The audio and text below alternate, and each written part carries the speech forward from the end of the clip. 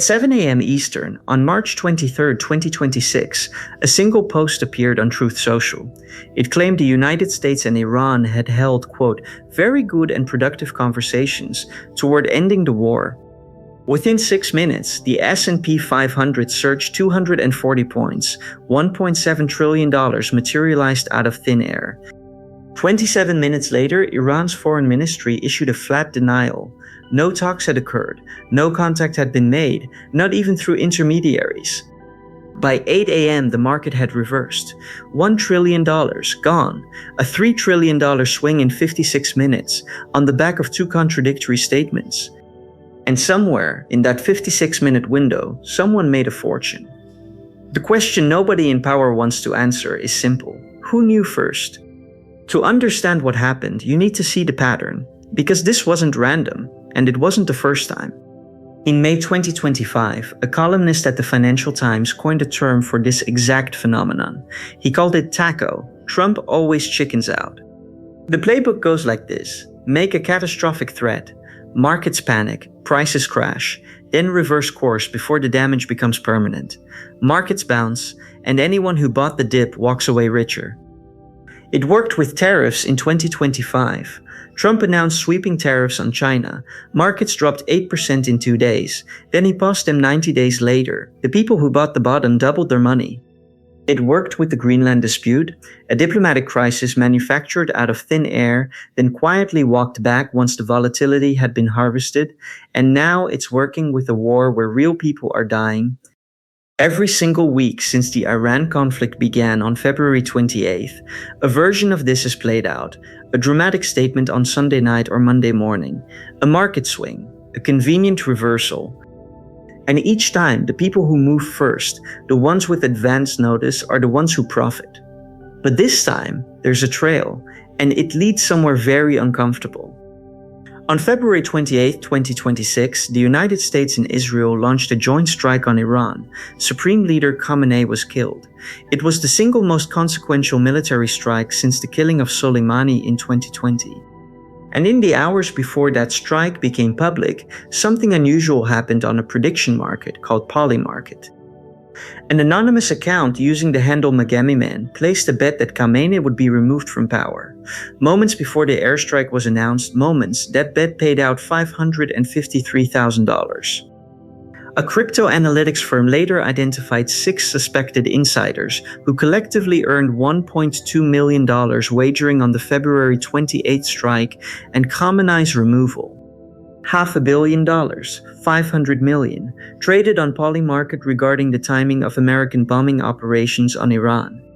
And the betting odds shifted from under 25% to over 50% in the final hours before the public announcement. Let that sink in. The odds moved before the bombs fell. Someone knew. Now here's the part that should make your blood boil, and this is the reason I made this video. Donald Trump Jr., the president's eldest son, is an unpaid advisor to Polymarket. He is also a paid advisor to Kalshi, another prediction market platform, the same platforms where these suspiciously timed bets are being placed over and over again. Public Citizen, a nonprofit watchdog, has formally urged the Commodity Futures Trading Commission to investigate whether Trump administration officials abused their positions. They want to know if government insiders used classified intelligence, actual war plans, to place bets on the outcomes of military operations. And so far, no investigation has been opened, no subpoenas issued, no one has been called to testify, not a single person. Now bring it back to March 23rd, that Truth Social post. At 7 a.m. it went live. 2 hours before the stock market opened. 2 hours of advance warning for anyone watching the right feed at the right time. By 7:10, the S&P 500 had surged. Brent crude collapsed from $109 a barrel to $92, a 15% drop in minutes. West Texas Intermediate hit $88.70, its lowest price since the war began. Oil traders who were short that morning made millions. Stock traders who were long made billions.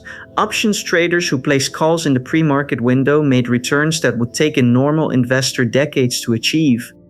And anyone who knew, even 5 minutes before that post went live, had the single most profitable trade of 2026.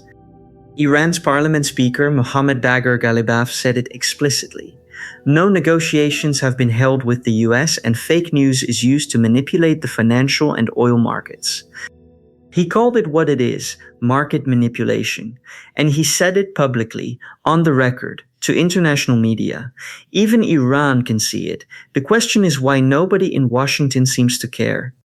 This is not about politics. This is not about whether you support the war or oppose it. This is about whether the most powerful office in the world is being used to move markets for private gain. Because the pattern is too consistent to be coincidence, and the money trail is too obvious to ignore. Ask yourself this: if you posted something on social media that moved $3 trillion in 56 minutes, and then it turned out to be false, what would happen to you? The SEC would be at your door before lunch. You'd be charged with securities fraud, market manipulation, and possibly wire fraud. Your assets would be frozen, your life would be over. But when it comes from the highest office, the rules don't apply. There's no SEC investigation, there's no CFTC probe, there's no accountability of any kind. Nobody even asks the question. And this is the real lesson. The market isn't a market anymore.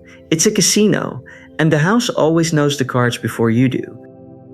The 5-day pause Trump announced on strikes against Iranian power plants conveniently expires at the end of the energy trading week. That timing wasn't an accident.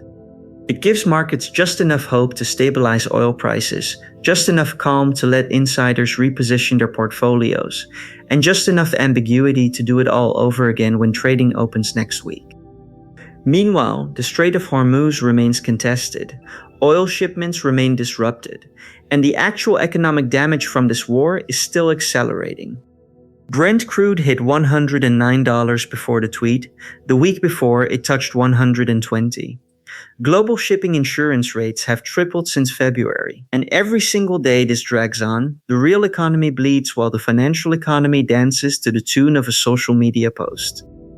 The people managing your 401k, your retirement savings, your pension, they're playing in a game where the rules change based on a single post at 7 a.m. and they have no more warning than you do. But someone does. Someone always does. This is why the old rules of investing are dead.